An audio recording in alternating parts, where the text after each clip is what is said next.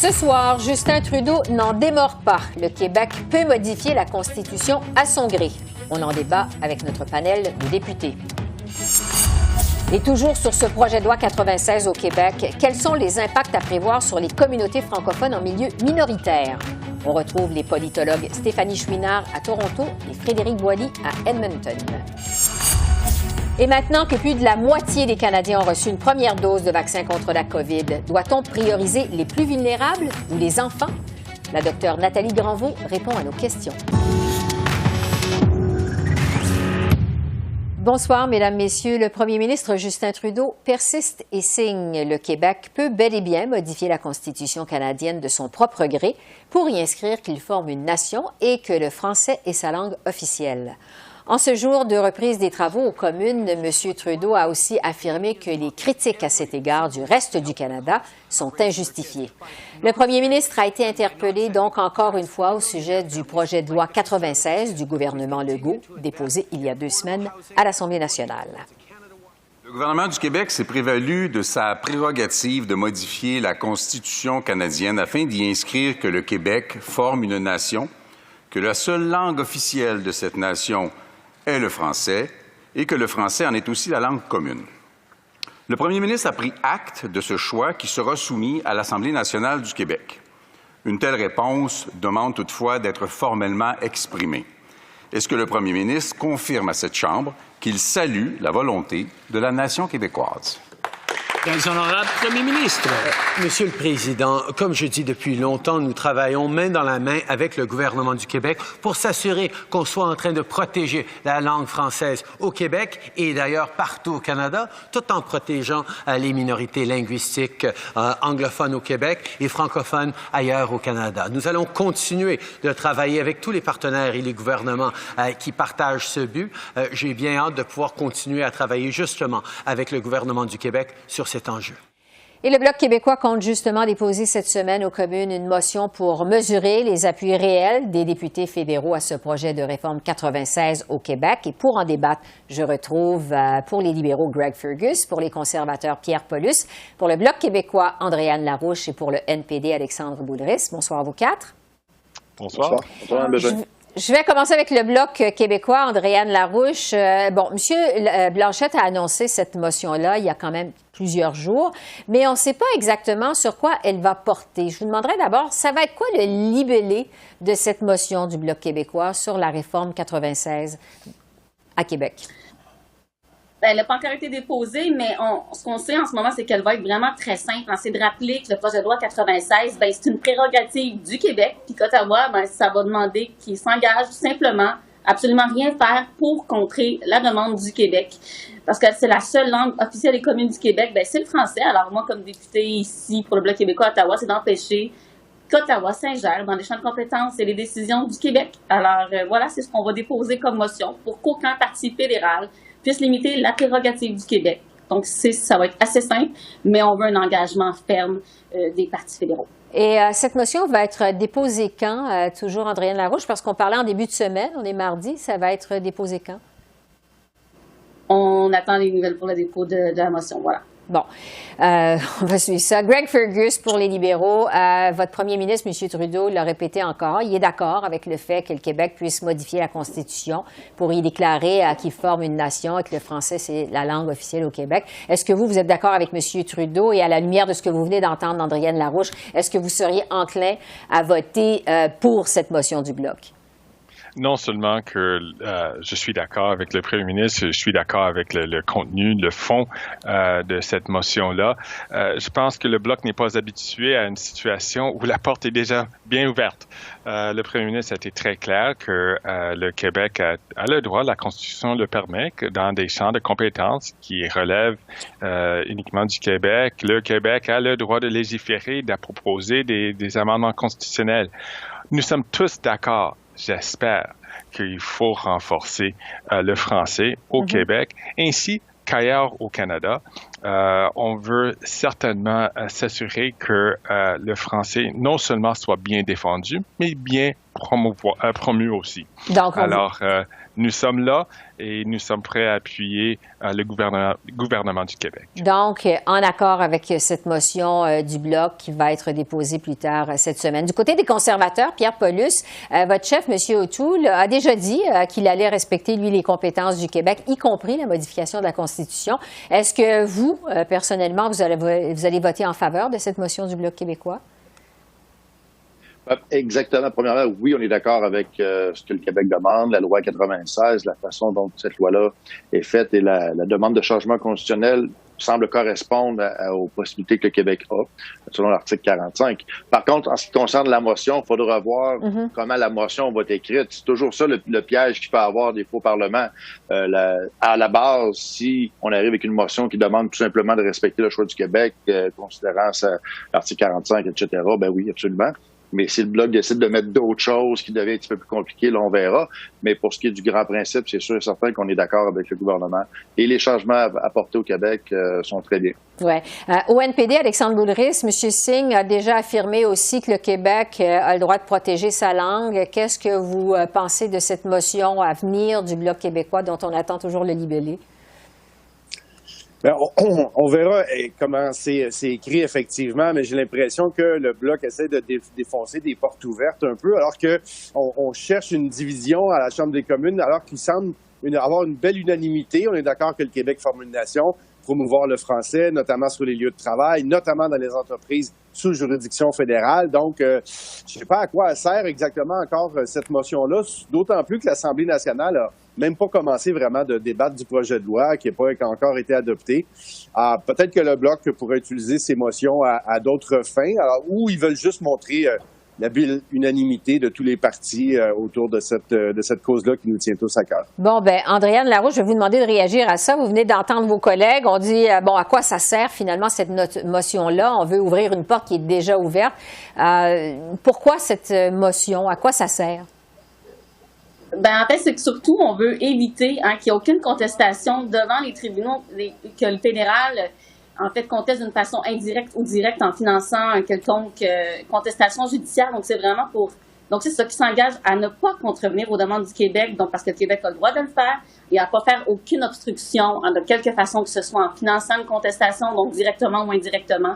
Donc, ce genre de choses-là, on a déjà vu ça par le passé. Donc, c'est pour rendre la chose officielle et s'assurer encore une fois que le fédéral, dans une motion à la Chambre des communes, ne cherche pas à contester cette loi-là par la suite. Oui, parce qu'il y a un volet de la motion, il faut le mentionner, selon ce que nous annonçait M. Blanchette, mais ce n'est pas confirmé parce qu'on attend toujours le libellé, qui porterait sur le programme de contestation judiciaire qui est administré actuellement par l'Université d'Ottawa. On veut le retirer. On veut retirer ce programme-là des mains de l'Université d'Ottawa. Un tour rapide là-dessus. Qu'est-ce que vous en pensez, les autres, M. Fergus, là-dessus? Moi, je pense que ce programme est très utile pour s'assurer que les minorités à travers le Canada ont le droit pour mieux clarifier les lois. Il faut pas aller à l'extrême. Moi, je pense que le fait que c'est l'Université d'Ottawa qui administre ce plan-là, c'est une bonne chose. Monsieur... Et puis, oui. Voilà. Parce qu'il faut aller plus vite, là, je m'excuse, je vous ai coupé. M. Paulus, là-dessus, rapidement, qu'est-ce que vous en pensez sur le programme de contestation judiciaire? Ben ça, il faut toujours être prudent. Premièrement, à savoir si on doit l'abolir ou le garder. Il faut faire l'analyse de quelle façon ce programme-là fonctionne.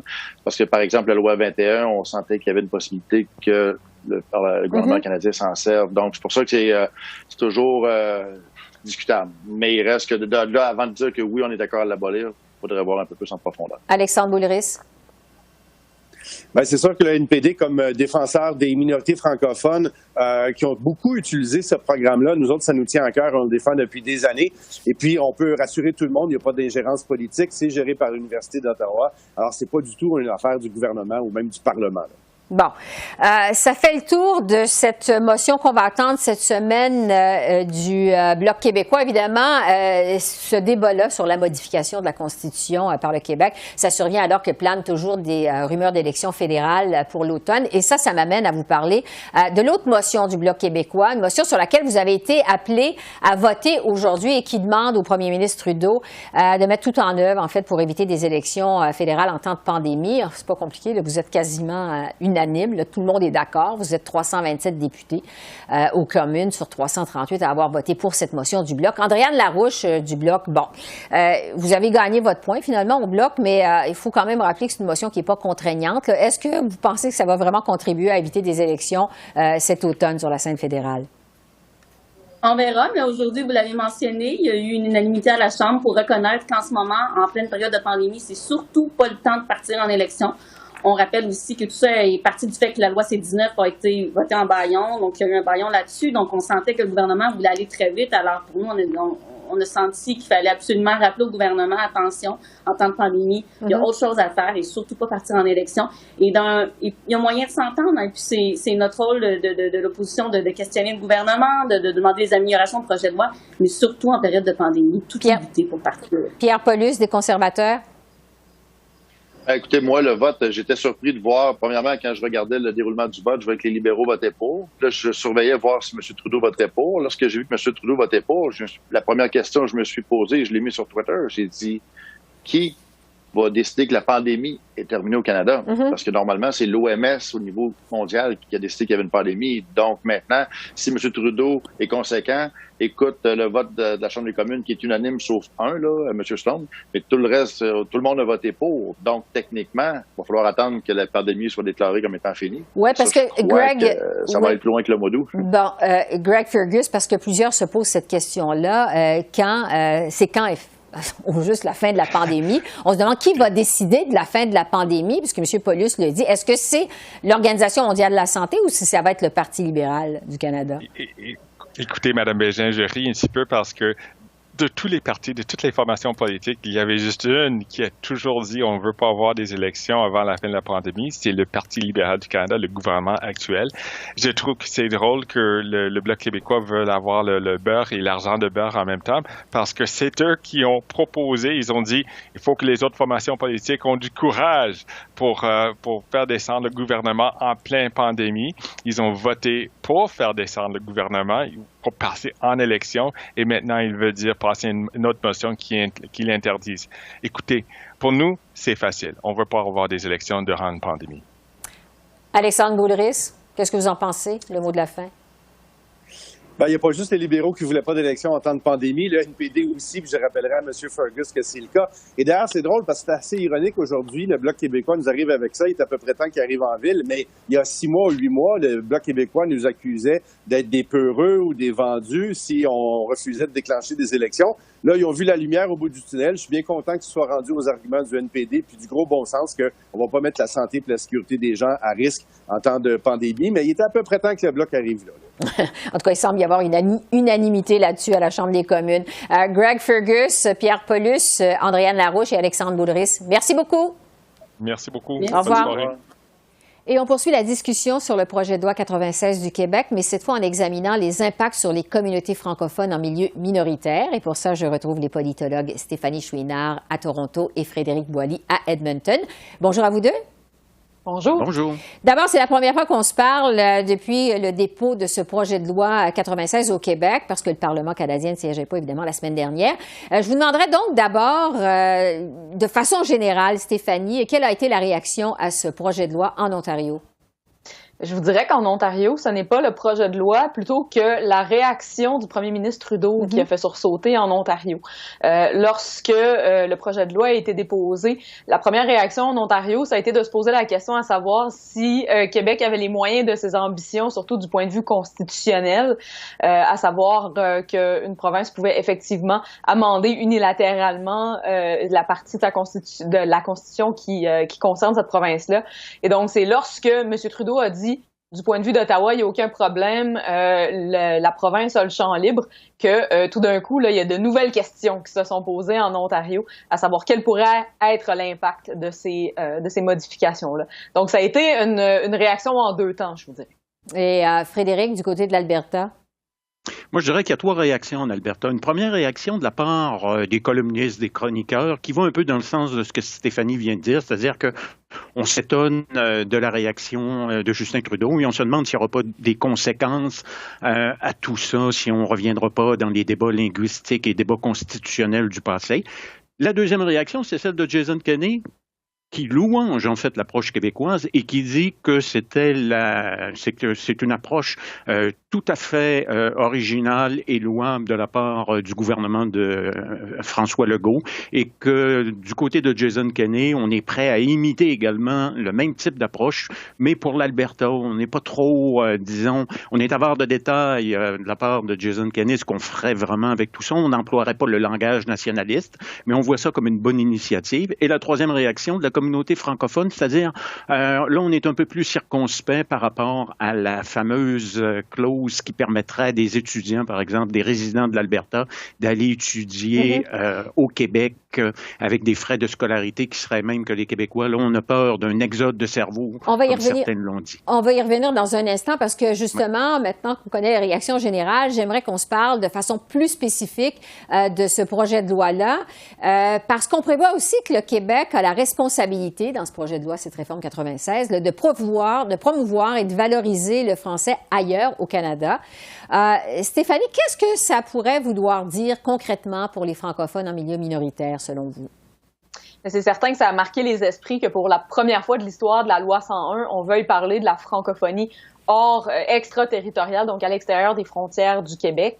Par contre, on sait que ça fait partie d'une stratégie plus large du gouvernement Legault dans les rapports vis-à-vis de la francophonie canadienne. D'ailleurs, il y aura un sommet sur les rapprochements entre le Québec et les francophonies qui aura lieu dans le courant du mois de juin, qui fait un peu partie de ce panorama-là. Mais comme commençait à en parler mon collègue, l'élément qui a le plus retenu l'attention en francophonie, c'est cette idée que les étudiants francophones provenant de l'extérieur du Québec pourraient venir étudier au Québec dans des programmes en français qui ne sont pas offerts dans leur province d'origine. Et ça, dans le contexte où nos institutions francophones postsecondaires comme l'Université de Moncton, l'Université d'Ottawa et même le campus Saint-Jean font du recrutement évidemment à l'intérieur de leur propre province, mais aussi de façon plus régionale. Là, ça pose certains problèmes, ça crée des inquiétudes sur le recrutement possible pour ces institutions-là, la compétition que les institutions québécoises vont créer, mais aussi justement la possibilité d'un certain exode, c'est-à-dire que les étudiants qui iront étudier au Québec ne reviendront pas dans leur communauté à la fin de leurs études. Oui, Frédéric, vous vouliez le mentionner tout à l'heure. Vous êtes justement professeur au campus Saint-Jean de l'Université de l'Alberta à Edmonton. C'est un campus qui est francophone. Qu'est-ce que vous en pensez de votre côté? Oui, c'est vrai que ça crée des inquiétudes, cette disposition-là, mais en même temps, lorsqu'on y réfléchit bien, je ne crois pas que ce soit encore dramatique ou qu'il va y avoir véritablement un exode, parce que je pense que déjà, il y a certains étudiants qui prennent cette décision-là indépendamment déjà du montant des frais de scolarité, c'est parce qu'ils veulent déjà étudier au Québec. Et il y a beaucoup aussi d'étudiants qui sont dans l'Ouest et qui étudient, par exemple, comme dans le cas du campus Saint-Jean, dans des programmes en éducation où il y a des stages à faire. Donc, dans ce contexte-là, je pense que ceux qui se destinent à la profession d'enseignant dans les écoles primaires ou secondaires n'iront pas voir ailleurs, en dehors même de la province, pour essayer de faire un bac en éducation. Et pour d'autres étudiants, je pense que ça serait peut-être dans le cas des étudiants aux études supérieures, où là, ça pourrait peut-être être bénéfique pour eux de regarder ailleurs. Mais il y a aussi une autre variable qu'il faut prendre en considération, une certaine insécurité linguistique chez beaucoup d'étudiants, et ça, on le constate au campus Saint-Jean. Donc, est-ce qu'ils ont la volonté ou de se confronter au français au Québec? Je sais que certains seraient très réticents à le faire parce qu'il y a cette insécurité-là quant à la langue et ils ne se sentent des fois pas prêts à étudier et à vivre entièrement en français. Faudra voir donc effectivement les impacts de dispositions comme ça. Ça fait un peu le tour du projet de loi 96 du Québec. Un autre sujet sur lequel je voudrais vous entendre, parce que vous vous trouvez chacun dans une province où la cote de popularité du premier ministre est en baisse à cause de la gestion de la COVID. Doug Ford en Ontario et Jason Kenney en Alberta. Ce sont deux premiers ministres qui sont conservateurs. Il y a plusieurs qui croient que ça a un impact sur la cote de popularité d'Erin O'Toole, qui traîne de la patte face aux libéraux dans les sondages. Stéphanie, d'abord, quel impact ça pourrait avoir lors des prochaines élections fédérales, peut-être cet automne, et particulièrement en Ontario, parce qu'on sait que ça va être quand même un champ de bataille important, l'Ontario? Et comme on l'avait vu aux élections fédérales de 2019, c'est envisageable, je crois, qu'Erin O'Toole demande à Doug Ford de rester à la maison dans le cadre d'une prochaine élection générale fédérale, c'est-à-dire qu'on demandera au premier ministre provincial de se faire discret pour justement ne pas nuire la tentative d'Erin O'Toole de percer en Ontario. On sait que M. O'Toole vise tout particulièrement la couronne du Grand Toronto, le 905. Ça donne à être ce qu'on appelle la Ford Nation. Et donc, dans le contexte où la réponse provinciale à la COVID-19 est effectivement jugée comme étant inadéquate par une majorité des Ontariens actuellement, M. Ford, qui est en situation très problématique du point de vue de sa propre popularité personnelle, M. O'Toole ne voudra probablement pas se faire voir à ses côtés advenant une prochaine élection, surtout si celle-ci ne se fait pas trop attendre. Là. On parle évidemment de la sortie de la pandémie, comme on l'a vu aujourd'hui à la Chambre des communes, mais ça pourrait être aussitôt que cet automne. Frédéric, en 30 secondes, parce qu'il nous reste plus de temps, là, quel impact ça pourrait avoir en Alberta et dans l'ouest du pays aussi quand même? Oui, les problèmes de Jason Kenney finissent par détacher d'une certaine façon ou dépeindre plutôt sur l'ensemble de la grande famille conservatrice, parce que ça montre que les divisions à l'intérieur de la famille conservatrice sont non seulement sur la scène fédérale, mais également sur la scène provinciale, et que par conséquent, ça affaiblit le message d'Erin O'Toole. Et Erin O'Toole aussi a un problème pour vendre son propre plan vert aux conservateurs albertains. Plusieurs sont très insatisfaits de ce plan vert qui parle lui aussi d'une taxation carbone. Oui, alors des impacts à suivre sur une possible élection fédérale cet automne. Stéphanie et Frédéric, merci beaucoup. On se retrouve la semaine prochaine. Merci. Merci à vous. Au revoir. Au revoir. Alors qu'Ottawa a confirmé aujourd'hui que plus de la moitié des Canadiens ont reçu une première dose de vaccin contre la COVID-19, plusieurs s'interrogent sur la stratégie de vaccination au Québec. Des voix s'élèvent pour demander à la province de prioriser l'administration d'une deuxième dose aux aînés avant de vacciner les enfants et les adolescents. En point de presse cet après-midi, le ministre de la Santé, Christian Dubé, a soutenu que le Québec dispose de suffisamment de vaccins pour accélérer l'administration de la deuxième dose chez les clientèles plus vulnérables et vacciner les plus jeunes en même temps. Un n'empêche pas l'autre. Je pense qu'on peut faire une accélération, comme on le fait en ce moment, de nos personnes vulnérables. On l'a dit, on a fait nos CHSLD qu'on a complétés. On fait nos RPA en ce moment qui vont être complétés pour le 31 mai.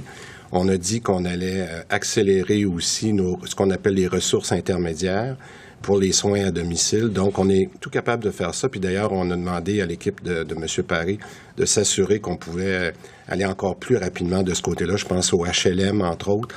Donc, un ne nous empêche pas l'autre, parce que la bonne nouvelle, c'est qu'avec le nombre de doses qu'on a avec Pfizer, on peut accélérer le programme sur les personnes vulnérables et faire nos 12-17 en parallèle. Donc, ça, c'est la bonne nouvelle. La docteure Nathalie Granvaux est spécialiste en médecine moléculaire et professeure à l'Université de Montréal. Bonjour, docteur Granvaux. Bonjour, Mme Bégin. Sur la stratégie de vaccination pour la deuxième dose au Québec, on vient d'entendre le ministre Dubé. Bon, il affirme qu'on peut administrer une première dose aux enfants de 12 à 17 ans et en même temps une deuxième dose aux aînés et aux plus vulnérables. Est-ce que c'est une bonne stratégie selon vous? Si on a les doses nécessaires pour le faire, c'est certain, du moment qu'on peut accélérer, je pense, les deuxièmes doses pour les personnes vulnérables, les aînés, effectivement, mais également les personnes immunocompromises et qu'on peut vacciner les plus jeunes en même temps, si on peut se le permettre, c'est une très bonne nouvelle. Bon, et non pas se concentrer d'abord et avant tout sur les aînés et les personnes plus vulnérables, comme plusieurs le demandent. Écoutez, si ça dépend du nombre de doses vraiment et de la fréquence à laquelle ils arrivent et de la distribution. C'est certain que pour les personnes vulnérables, le plus vite ça va avoir lieu, le mieux ça va être. Oui. Maintenant, ça dépend de comment c'est organisé et si à la vitesse, combien de temps on parle de décalage. Quand on vaccine les 12-17 ans en même temps, si c'est une question de 1 ou 2 semaines de plus pour les personnes vulnérables, c'est pas si grave. Donc, je pense que si tout ça peut se faire de manière rapide pour les personnes aînées et immunocompromises, on peut faire les 12-17 ans en même temps, ça serait très bien. Sur le déconfinement maintenant, le Québec le commence de façon graduelle là, à côté de vendredi, se base sur des dates très spécifiques. Là, il l'a expliqué, les autorités l'ont expliqué aujourd'hui, alors que d'autres provinces canadiennes se basent plutôt sur le pourcentage de la population vaccinée avant de déconfiner. Quelle est la meilleure stratégie, selon vous?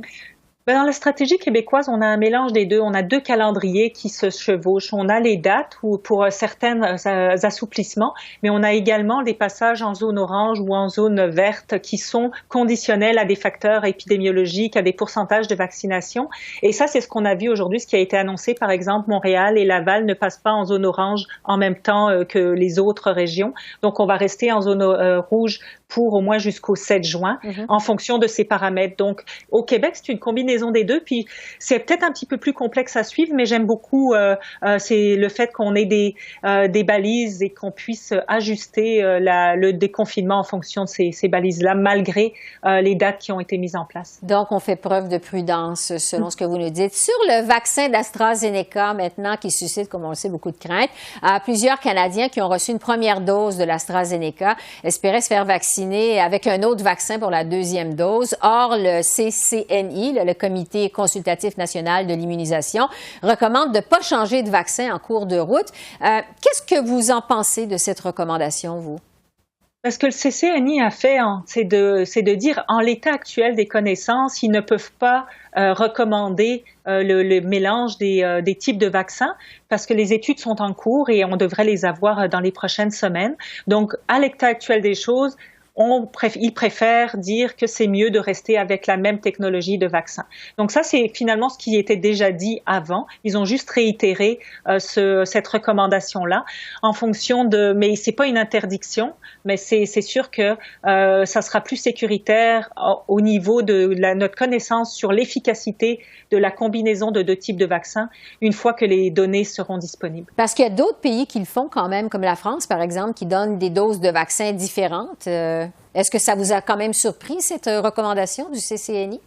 Non, moi je pense qu'elle est très prudente. Vous savez, on a reproché beaucoup au CCNI, notamment sur le délai de la deuxième dose, de ne pas se baser sur les données probantes scientifiques.